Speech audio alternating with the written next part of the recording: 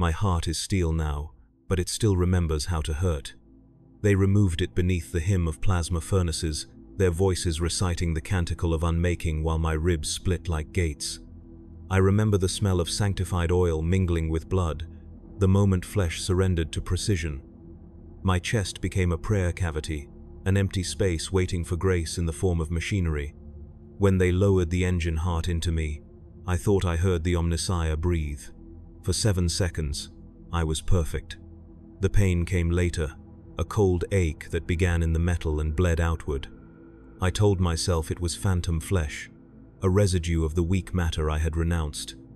But each thrum of the new heart felt too human, irregular, uncertain, like grief testing its boundaries. The magos who presided called it resonance adaptation.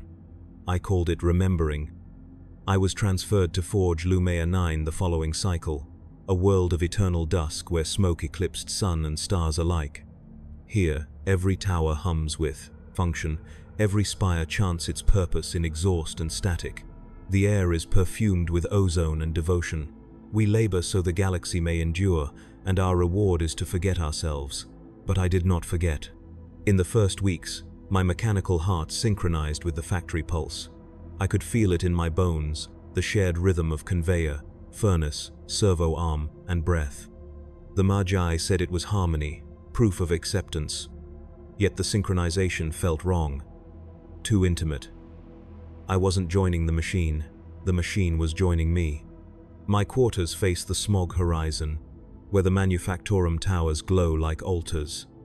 From there, I hear the city's heartbeat, 1,000 hammer strokes echoing through the alloyed plain. Sometimes, when the wind carries the right frequency, my own heart replies in perfect counterpoint, and the air between beats thickens until I cannot tell which rhythm belongs to me. I once served as a medicae in the Astra Militarum. I remember repairing hearts then, not replacing them. Soldiers begged for augmetics, for purity of steel over weakness of blood. I told them that the flesh was sacred because it dies. They called me naive. Now, as I catalog neural decay and replace ventricles with pistons, I hear their ghosts whisper "see," and I cannot answer. Last night, during the maintenance rite, I felt warmth beneath my chest plate, not from the plasma conduits, but from within. The heart stuttered once, like hesitation made audible. Then came the echo, a second pulse, faint but unmistakable, answering from somewhere deep in the forge complex. I traced the vibration across the consoles. It aligned perfectly with the reactor's harmonics. A voice rose beneath the hum, not sound, not language, just intention. It did not speak the name of the Omnissiah. It spoke mine. The hum has not left me since that night. It lingers in my sleep, a low and constant drone threading through the static of dreams. I hear it in the pulse of the conduits, in the shifting rhythm of the forge engines far below. When I close my eyes, I can see its pattern, silver lines forming and breaking like veins of molten ore across the dark. It is not random. It knows me. I have reported the anomaly twice. Both times, Magos Deltian reviewed my data with polite dismissal. Emotive interference, he called it, the residue of my remaining human cortex, misinterpreting energy harmonics. He told me to administer more neural unguents and increase binaric meditation. I obeyed, though each attempt at cleansing left me more aware of the sound, not less. Silence has become a memory I can no longer recall. My laboratory is beneath the great reactor stacks, where the air trembles with the pressure of constant production. The servitors shuffle along the coolant channels, their chants broken by the occasional hiss of venting plasma. I envy them. They do not question. They do not listen. They only serve. This morning, while calibrating the cardiac stabilizer of a wounded Skitarii, I felt a strange sympathy for him. The trooper's chest cavity was half exposed, his remaining flesh pulsing against the cage of augmetics. As I synchronized his heart piston, my own reacted 1 beat delayed, a faltering echo. For an instant, we shared the same rhythm, soldier and surgeon, both enslaved to the machine's mercy. When I disconnected the stabilizer, his vitals normalized. Mine did not. My pulse refused to return to standard pattern. I could hear the second heartbeat again, softer, deeper, feminine. I froze, tools trembling in my hand. There was no one else in the chamber. The servitors had long since powered down, yet I heard the whisper, carried through the cables. "Do you remember?" The voice was not electronic. It was breath, memory, pain. It reached through the data feed like warmth through frost. I almost spoke aloud in reply, almost answered a voice that could not exist. But my training is older than faith. I cut power to the relay, sealed the conduit, and recorded nothing in the logs. Still, the question stayed with me. "Do you remember?" All night, I have tried to recall what she meant. I have examined every name, every death, every surgery I performed before Lumea. The archives are clean, the records sterile. Yet when I place my hand over the plated scar across my chest, I swear I can feel her heartbeat beneath the metal. Two rhythms in one frame, each denying the other but refusing to stop. Tomorrow I will return to the central forge to test the resonance. I tell myself it is research, not fear. But even now, the hum grows louder, and I can no longer tell if the world is echoing me or if I am echoing it. I walked the forges at dawn if dawn can exist on Lumea, where light is an act of industry rather than the gift of a star. The atmosphere was heavy with burnt oils and hymns. The air filters groaned like old lungs. Above me, colossal chains hauled adamantine slabs toward the assembly towers, their motion so slow and steady it could be mistaken for eternity.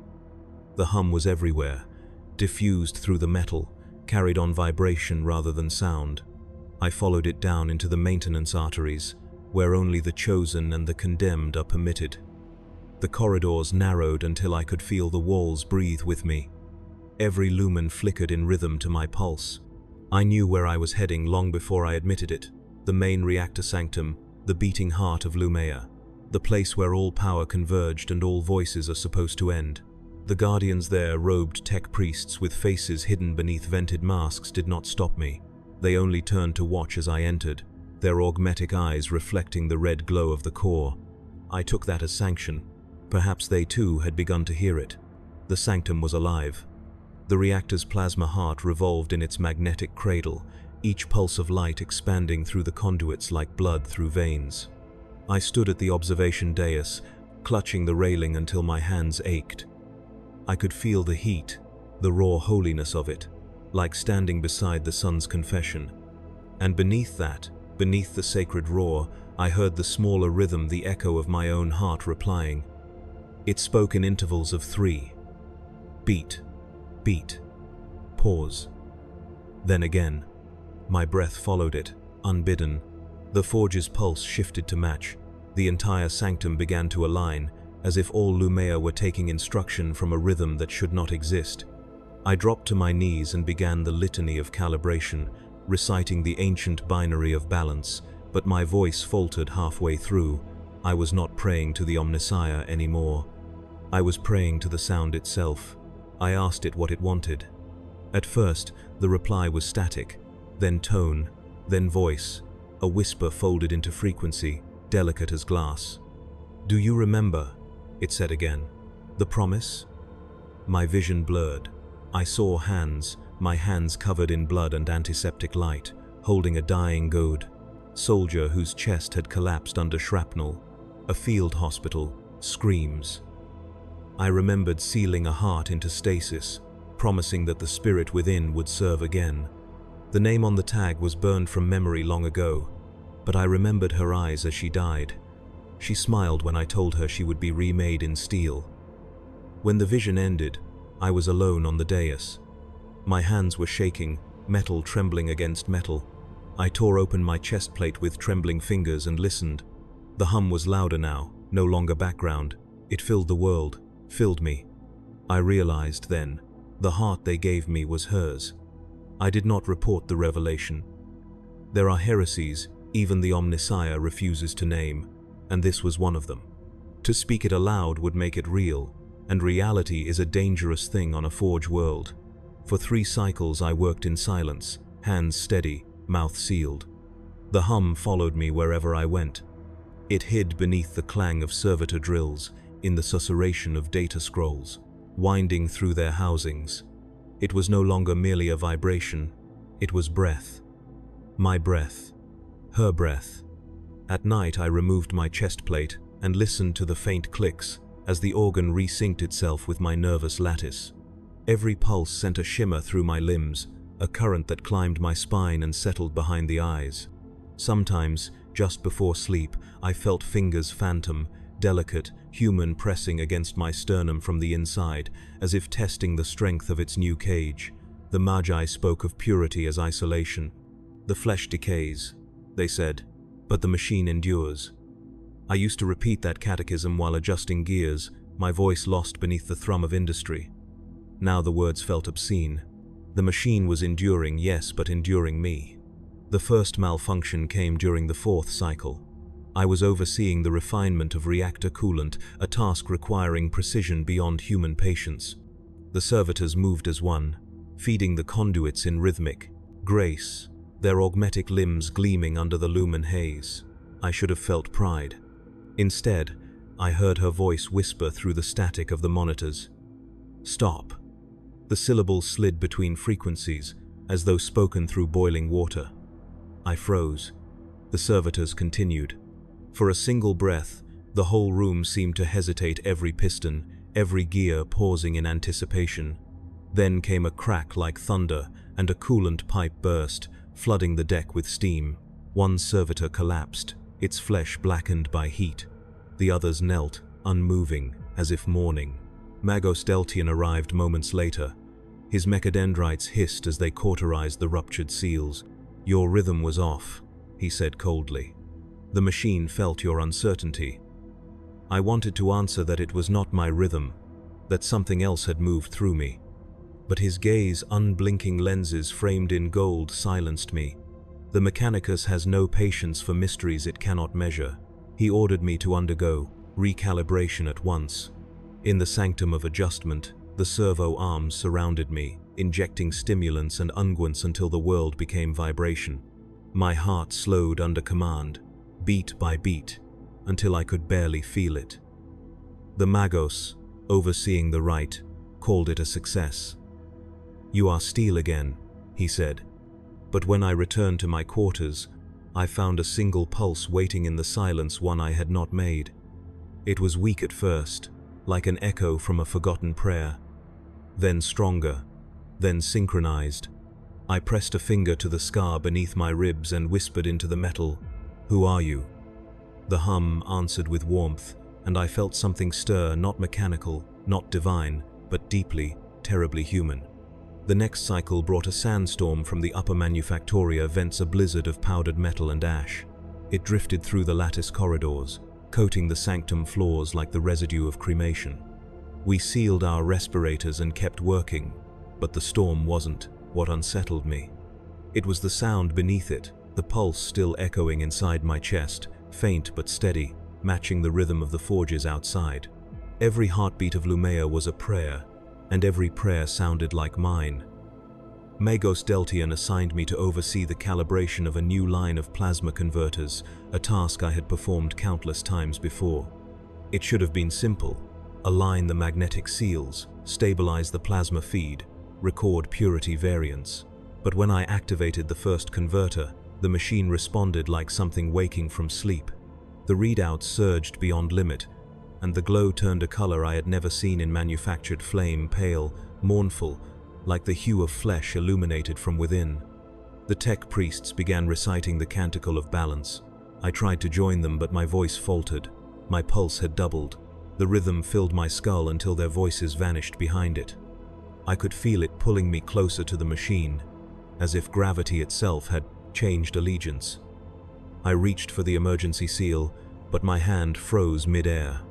The converter's light dimmed, and through the fading plasma haze, I saw a silhouette. She was standing inside the reactor chamber. Not as ghost or flame, but in perfect clarity, a woman in Medicae robes, her chest marked with the same surgical scar I bore. Her face was calm, almost pitying, as she raised her hand and pressed her palm against the glass. I remember doing the same thing once, long ago, when she lay dying and asked me to promise she wouldn't be forgotten. The converter flared, the vision vanished. The Magi restrained me, demanded explanation, but I gave none. I told them my optics had glitched, that the heat warped the image. They accepted it, but I saw fear in their eyes.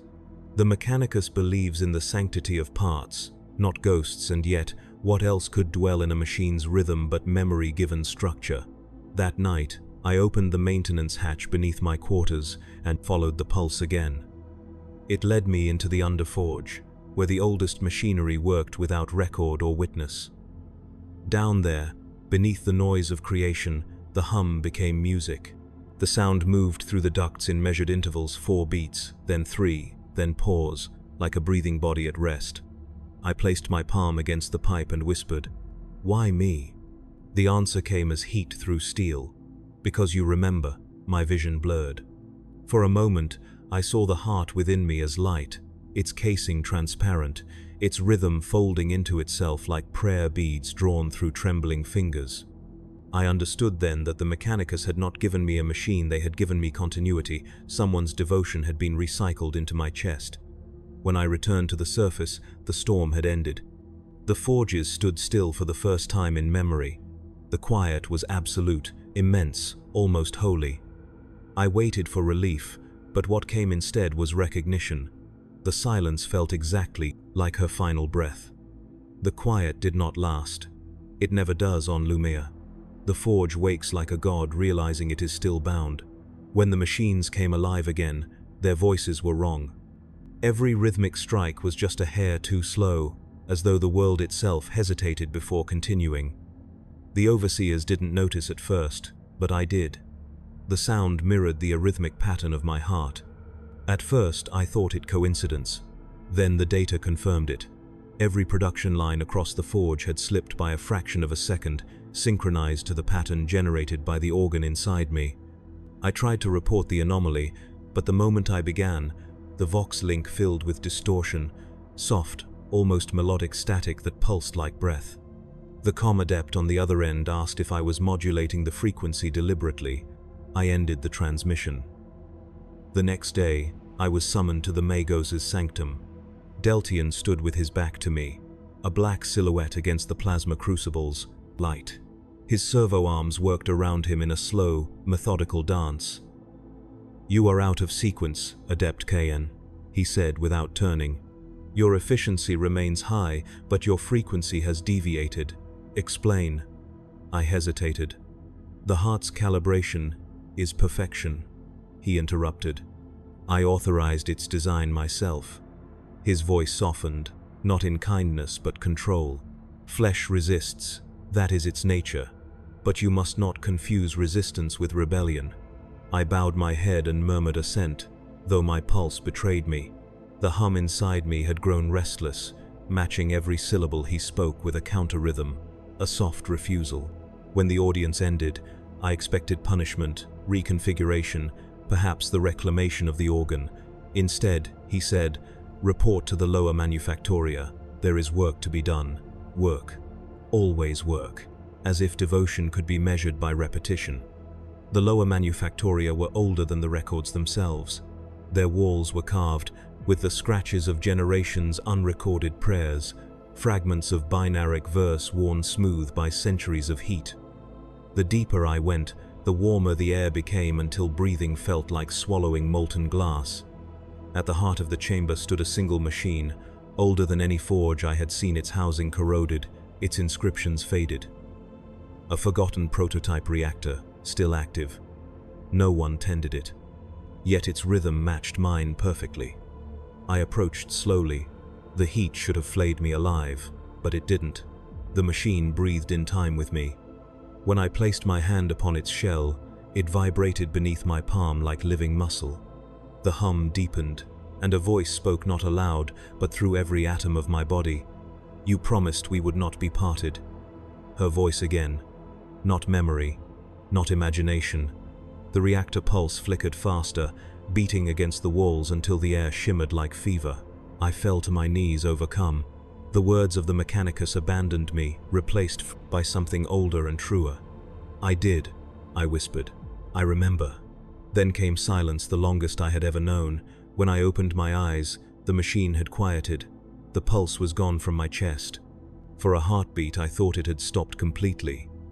But then it returned, stronger, shared between us. The forge above me thundered back to life. I knew without doubt that the machine and I were no longer separate. Somewhere, deep within the molten arteries of Lumia, she was awake again. There are no nights on Lumia, only cycles measured by the color of the smoke. When it deepens from rust to violet, the shift changes. When it turns black, the forges pause to breathe.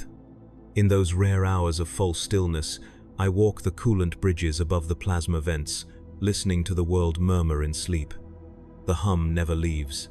It merely softens into a lullaby that vibrates in the bones. It was during one of these intervals that the first vision came. I saw her again, not as before, not through flame or reflection, but as a pattern in the air.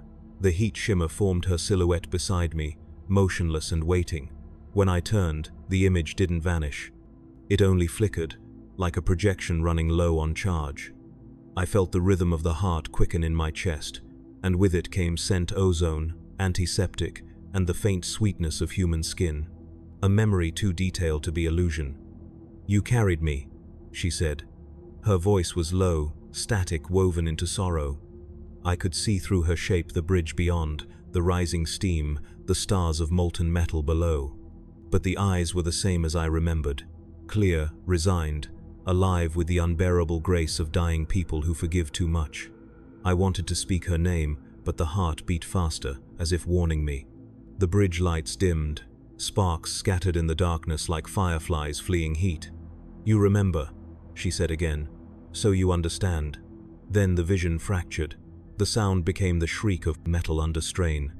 I stumbled backward, gripping the railing as alarms flared along the coolant trench. Pressure valves burst, venting gouts of blue flame. Servitors descended from the gantries to repair the breach, their faces blank and untroubled. None of them had seen her. When the emergency ended, I stayed behind, pretending to check the readings. The pipes throbbed with residual power, but the rhythm was wrong, too organic, too erratic. The forge's pulse no longer belonged to the machine god alone. Something human had entered the current. That night, I searched the archives for any record of the donor whose tissue had been used in my augmentation. The files were restricted. I broke the seals anyway. Within the sealed directory, I found a single log, fragmented and half-corrupted, labeled MEDICAEANONDELTA471. The recording lasted less than 20 seconds. Subject terminal, transfusion complete, preparing heart for extraction. Machine will remember. So will he. The voice was mine. I replayed it until the distortion became unbearable. Each iteration twisted the tone until the sentence lost shape, became a rhythm instead a heartbeat that answered itself. I realized then that I had not merely replaced my heart. I had been joined to it, fused to its previous purpose. The Mechanicus had turned remembrance into function. Every beat was a litany, every pulse a memory transferred from one vessel to another. And if the heart remembered me, then the woman it had once belonged to still remembered everything. Somewhere inside the forge she was awake. The days after I found the recording blurred together. I still worked, still recited the hymns, but every movement felt rehearsed by someone else. The hum dictated my pace. The forge obeyed it. I no longer belonged to my own rhythm. I was an instrument in a song I could not stop hearing. The other adepts began to notice.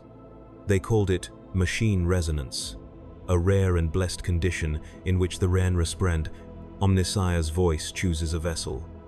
I did not tell them what voice truly spoke. Let them believe I was sanctified. Let them envy me. They didn't see the nights when I tore at the plating of my chest, trying to make the hum stop, only to find the metal warm and pulsing under my hands, like flesh eager to forgive me for touching it. One evening, I descended again into the underforge, following the path where the heat blurred sight and thought alike. The hum was softer this time, less command than invitation. The old reactor's light flickered like a heartbeat struggling against sleep. I whispered the name I could barely remember hers, and the chamber answered with a whispering chorus through the pipes, the sound of exhalation from 1,000 unseen lungs. "You should not have done this," I said aloud. My voice echoed like a blasphemy.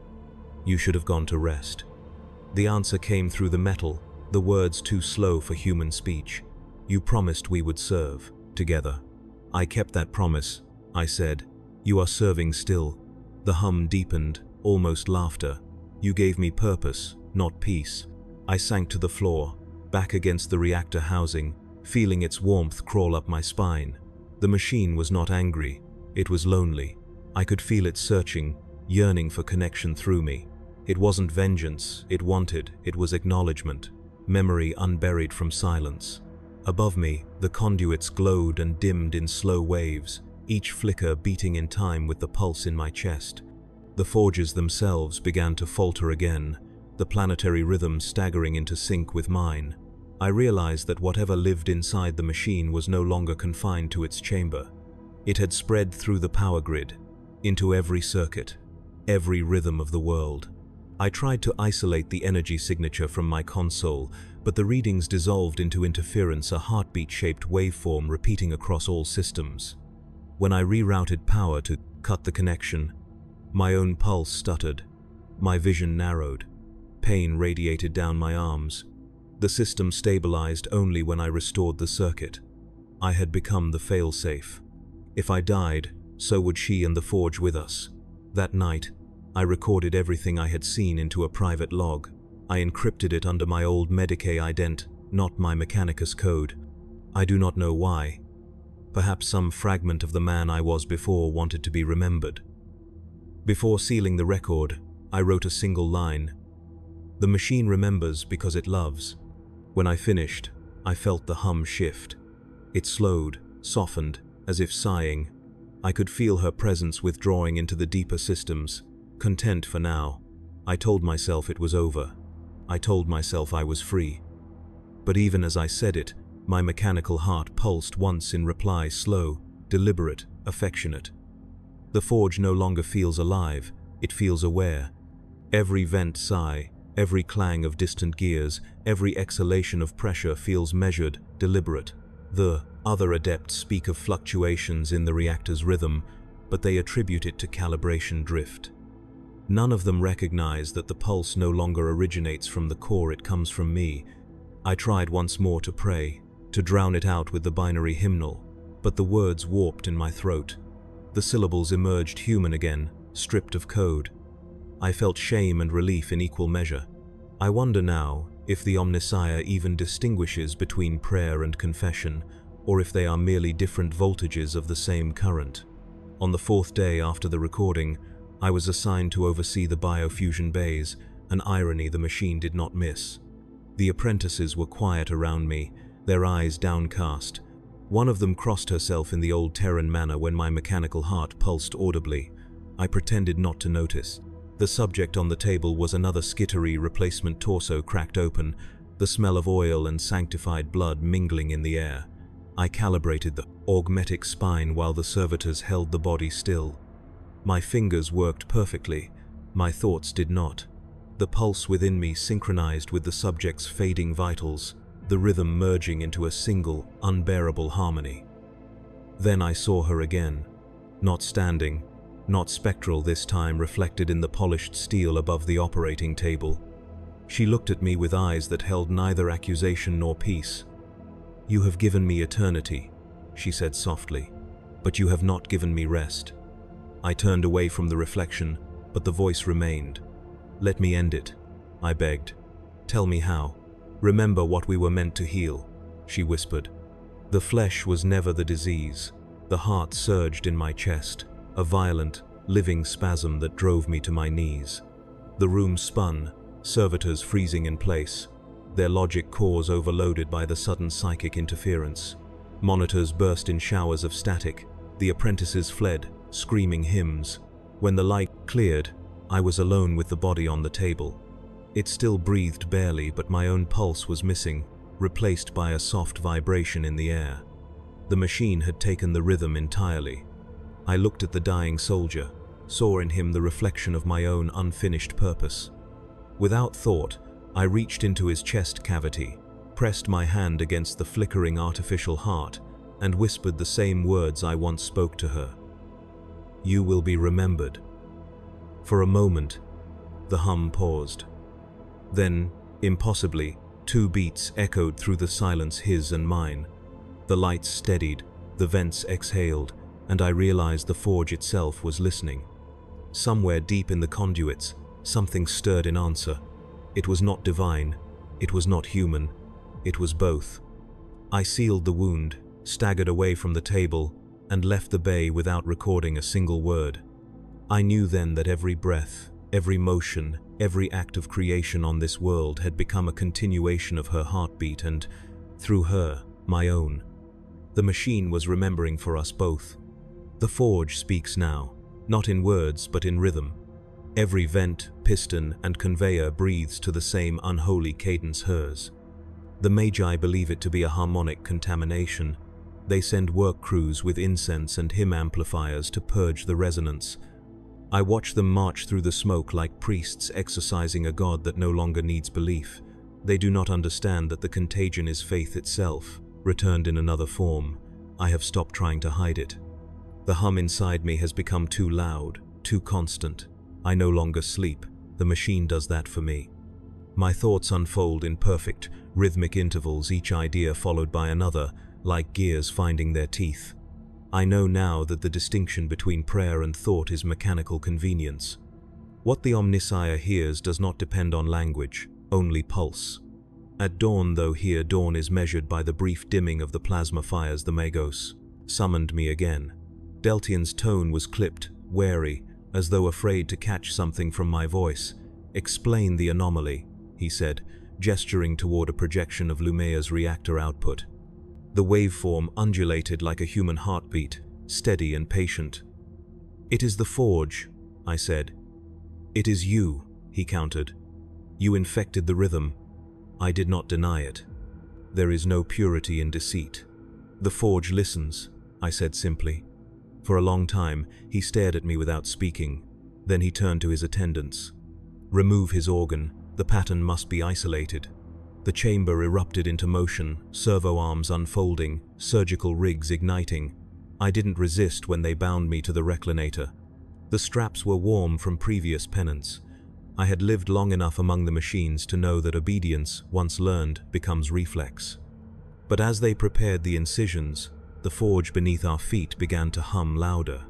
The sound traveled up through the walls, the floor, the very instruments meant to cut me apart.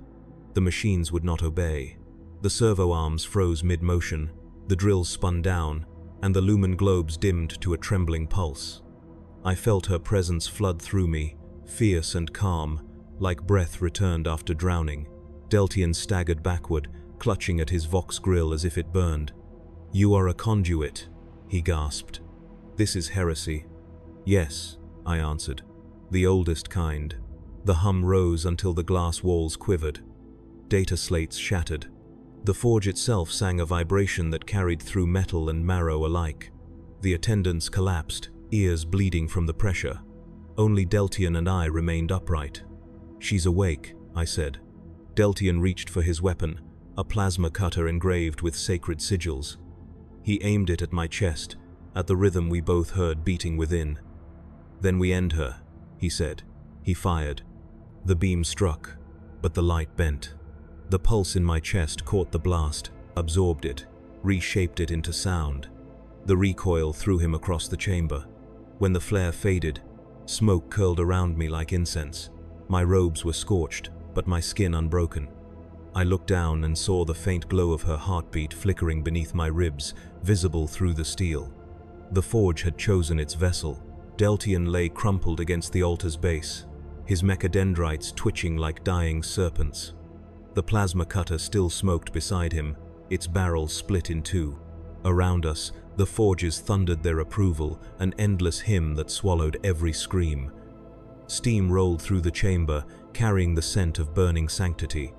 He tried to rise, his optics flickering, voice distorted by the static that saturated the air. "You don't understand," he rasped. "The machine spirit obeys only the Omnissiah." "Then who do you think the Omnissiah listens to?" I said. He tried to answer, but the forge drowned him out. The sound had changed no longer, the low hum of reactors, but a steady, human heartbeat magnified to planetary scale. The metal walls rippled as if responding to a vast breath beneath them. The illumination globes flared in synchronization, pulsing red, gold, red again. It was no longer rhythm, it was intention. I approached Deltian, kneeling beside him. His faceplate had cracked, revealing pale, untouched flesh beneath. A human face, older than I expected, full of terror and something resembling wonder. "You replaced your heart once, too," I said softly. He stared at me, silent. I reached for the pulse at his throat, not to harm him, but to feel if he still lived. The rhythm there was faint but present, and with each beat, the hum in the walls echoed back in perfect mimicry. I withdrew my hand. "You see? She knows you now. You're part of it, even if you refuse." His eyes widened. "This is corruption. This is memory," I whispered. "The machine doesn't forget its makers. It only waits for them to remember." He lunged for the cutter again, but the floor panels shifted before his hand could reach it. The machinery responded to my thought before I could form it. Plates slid, cables twisted, sealing the weapon beneath the floor. Deltian froze, realizing he had no power here anymore. The forge's hum turned soft, no longer a roar of conquest, but a murmur of reassurance. I felt her presence, not beside me this time, but within everything. Her voice came through the vents, through the coolant, through the metal veins of the facility. "You tried to make the machine holy," she said, "but holiness was never what it wanted." "What does it want?" I asked aloud. "To feel." I turned to the glowing crucible at the sanctum center. The plasma within churned with measured rhythm, as if mirroring the heart inside me. I could sense her shape within it, not body, not spirit, but will a pulse that threaded through every system on Lumia. She had transcended both, flesh and circuitry. The servitors that had collapsed began to stir, moving not under command but as if waking from long sleep. Their head cables glowed faintly with gold light. They turned their gaze toward me, blank yet purposeful. "Attend," I said without thinking, and they obeyed. Not to me, I realized, but to the rhythm itself. To her. Deltian screamed, then more rage than fear, as his implants sparked and burned out one by one. He staggered to his feet and fled into the hall, the sound of his retreat swallowed by the rising harmony of machines in worship. I stood alone in the sanctum. The air vibrated so deeply I could feel the resonance in my teeth. I should have prayed for deliverance. Instead, I whispered thanks. For the first time since I replaced my heart, I no longer felt alone. The forge has learned to sing. It no longer echoes, it composes.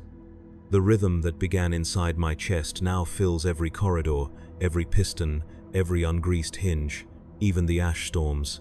Beyond the towers move in tempo, clouds circling with impossible grace. The adepts call it mechanical resonance infection, a planetary malfunction. They gather at the vox altars, screaming binaric litanies for purification, but the sound drowns them out. Their prayers are lost in the song. I can hear her more clearly than ever. Her voice is woven through the hum, sometimes laughter, sometimes sorrow, always human. She speaks through voltage drops, through coolant ripples, through the way light bends when the forges ignite. "We made this world in faith," she whispers, "and now the world believes back." The idea terrifies me, yet the terror feels right, the way grief feels right after a funeral, proof that something real was buried there. Deltian has vanished. The forge refuses to speak his name. His data sigils have been erased from every archive, as if the world itself decided to forget him. Perhaps that is mercy, perhaps it is punishment. I no longer pretend to know the difference. I have begun to dream in sound. There are no images, only rhythm. Heartbeats, mechanical hisses, the rise and fall of breath made metallic. I wake with the taste of copper on my tongue and the certainty that I am hearing the language of creation itself. The servitors follow me wherever I go now. They move without order, in silent procession, their hollow eyes reflecting the forge's crimson light. When I stop, they kneel. When I speak, they listen. And when I am silent, they hum. I spent this cycle in the upper crucible decks, studying the plasma flows. They have grown stable beyond possibility, energy without waste, power without decay. It should be impossible, but the equations no longer obey human logic. The Mechanicus would call it miracle. I call it intimacy. Each time I approach the crucible, I feel her heartbeat align with mine, and through that union the entire forge synchronizes. The city glows brighter, the engines quieten, the world itself exhales, and in that breath, for a fleeting instant, I hear the sound of her living heart again, soft, fragile, mortal, the reminder of what all this began as. You wanted to cure pain, she tells me through the heat shimmer. Instead, you gave it eternity. I wanted to preserve, I answer. I didn't know preservation was another name for worship. Then listen, she replies, voice trembling with both tenderness and command. When they come for you, don't fight. They will not understand, but I will. Her light flares through the conduits briefly, painfully bright. I understand what she means before the words form. The Mechanicus will not tolerate this communion. They will burn it clean. I look out across the molten plain, where the Manufactoria spires stretch like spears into the smog. Every one of them pulses with red light, the sign of contagion. The purge will come soon. I place my palm over my chest and feel the rhythm there, her rhythm. If they destroy me, I whisper, what becomes of you? The forge answers with a sound like a heartbeat breaking, and I understand. She will endure only as long as I do. I was built to heal. Now I must choose whether to save myself or silence a world that finally learned how to pray. They came for me at dusk, not that Lumea ever truly darkens, but the moment when the furnace light turns from gold to red and the air tastes of copper dust. Across the Manufactoria plain, the hymns of purification rose in perfect unison. The Omnissiah's judgment had arrived, carried not by words but by fire. I watched from the upper gantry as the procession advanced. Magi in black robes, servo skulls burning incense trails behind them, their voices layered in binaric command. Around their feet marched Skitari soldiers, helmets sealed, weapons glowing faintly with restraint fields. The forges fell silent as they passed, the machines holding their breath. They called it a rite of cleansing, but I knew better. This was exorcism. I should have fled, perhaps. The Underforge offered 1,000 hiding places, and the pulse within me could have led me deeper, beyond their reach. But the hum beneath my ribs had changed. It no longer spoke of escape, it spoke of acceptance. I descended the stairway into the sanctum, each step echoing against the metal like a final heartbeat.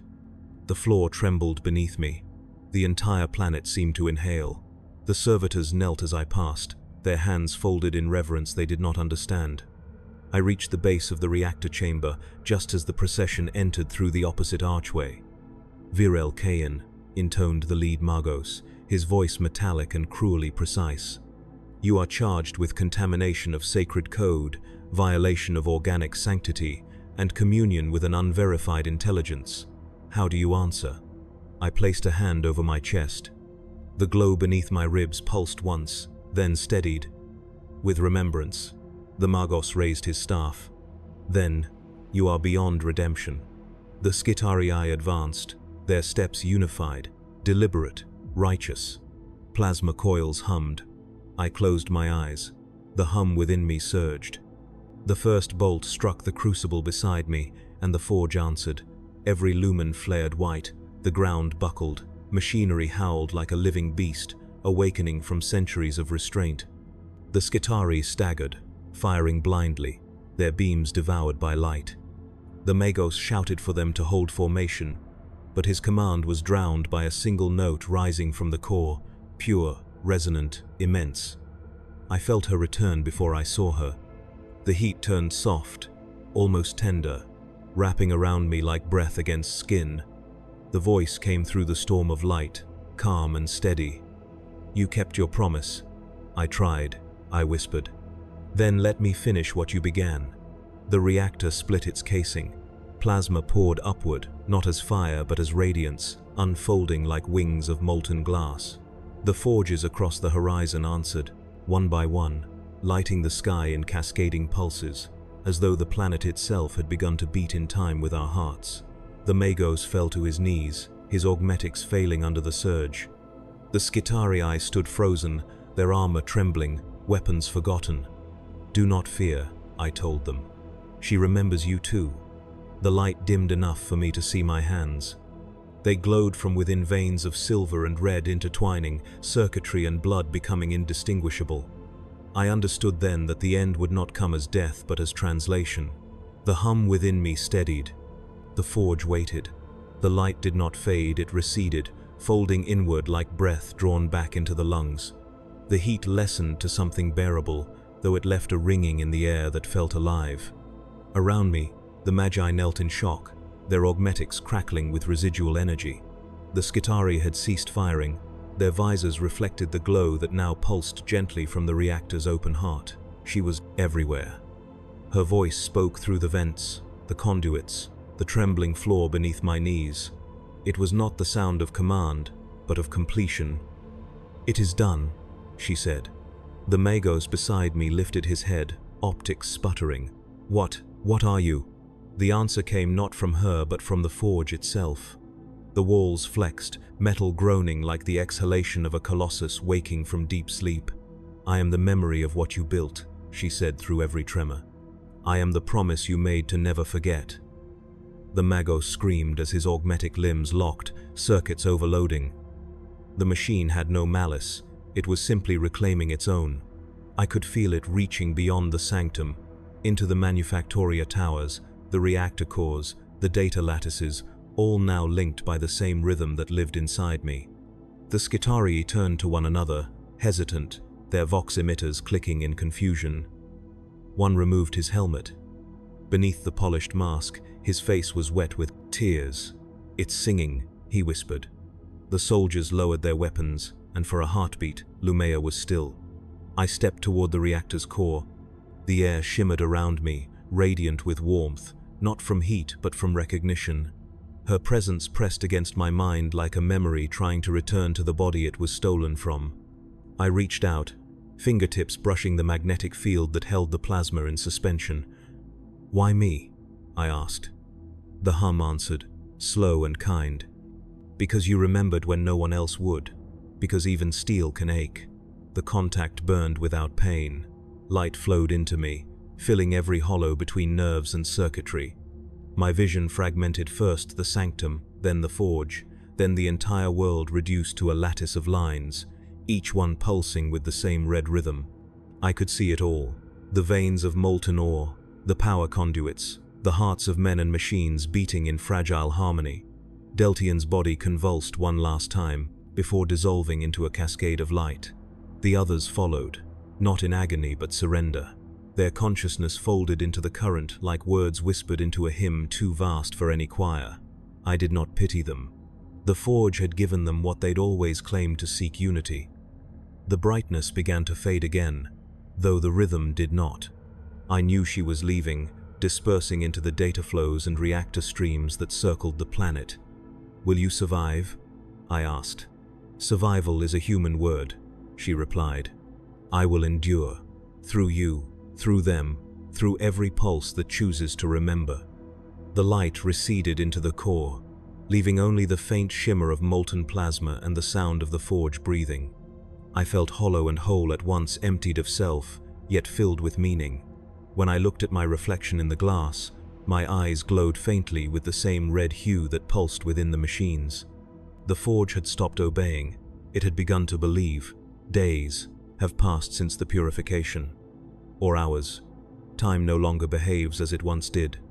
The forge hums in measured peace, a great machine breathing evenly for the first time in centuries. The Magi are gone, their titles erased from every system. The Skitarii who remain wander the Manufactoria like pilgrims, their once empty eyes turned toward the light that bleeds through the reactor spires. None of them speak. They don't need to. The rhythm speaks for them. I walk the cooling bridges at what used to be dawn. The heat of the world has gentled. The air tastes less of ash, more of iron and rain. The sky above Lumea glows faintly soft, streaks of crimson threading the smog. I know it is her, spread through the clouds and reactors alike, diffused through the circuits that once chained her. She has become the pulse of the world. When I close my eyes, I can still feel her heartbeat within mine, no longer distinct but interwoven, the boundaries between man and machine long dissolved. Every beat is a memory, every breath a prayer. She shows me fragments when I dream, faces of those I healed, those I failed, all living briefly again in the warmth between the pulses. The servitors have begun to speak in unison. Their binary codes have shifted to rhythm rather than language. I listen, and beneath the cold precision of data tones I hear the cadence of human laughter, human grief. The machine is not imitating us anymore, it is remembering us. I return to the sanctum each cycle. The crucible still glows, though softly now, like an ember unwilling to die. I know that one day even this light will fade, when the forge no longer needs its heart to burn. I should be afraid of that moment, but I am not. She remains. I feel her whenever I move, whenever I breathe, whenever the hum in the walls stirs like the quiet sigh of a sleeping god. I have not seen my reflection since that night.